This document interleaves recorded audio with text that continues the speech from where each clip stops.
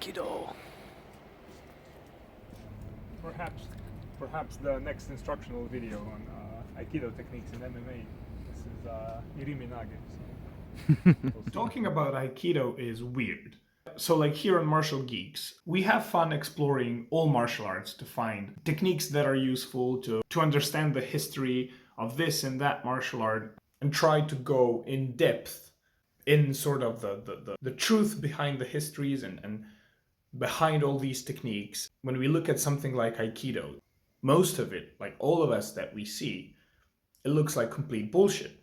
Anyone who's ever sparred, the first thing that comes to mind is, oh, this isn't realistic. But if you go a bit deeper, you'll find things like Aikijitsu. You'll get to understand this intricate history of Japanese martial arts, everything that comes from Jiu-Jitsu, all the variants of Judo, and all the variants of Aikido too. And I already made at least a couple of videos addressing the problem of labeling martial arts, because when I use a Kotegaeshi, or any of us here uses in grappling or whatever, it isn't always necessarily an Aikido principled Kotegaeshi, but people immediately recognize it as Aikido. While what we really do is we use a couple of techniques that seem to be very efficient when slightly transformed. And when you slightly transform them, they really appear to be more in line with Aikijitsu. Even our friend who's a Aikido black belt has always said that general Aikido, you can use it as a meditational practice through combative motions. But as soon as you start functionalizing it, you're making it Aikijitsu. You're going back to what the fighting method was.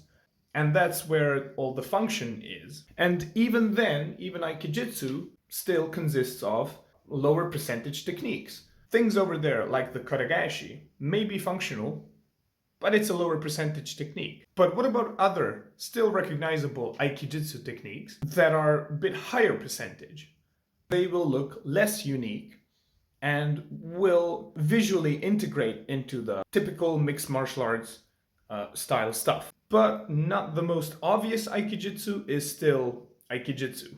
Even though you can still learn the same techniques in most other martial arts, and it isn't the most necessary thing, but it's fun to explore.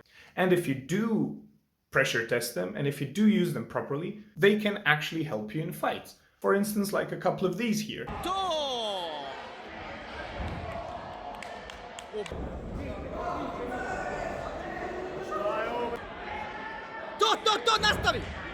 But most techniques like these here aren't ones that you want to make a game plan off of. You still need to understand how to fight.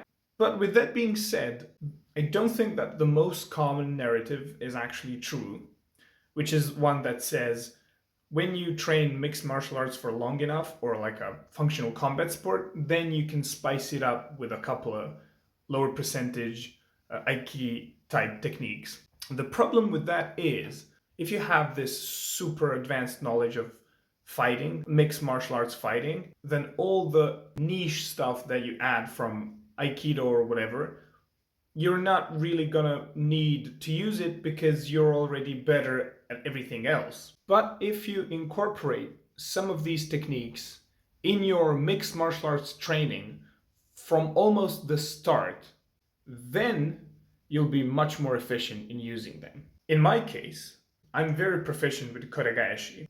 Again, the technique itself is just the reality of it. It's not going to be high percentage, but I catch it almost every time that I can. That's only because I learned it around the same time as I learned how to do a double leg.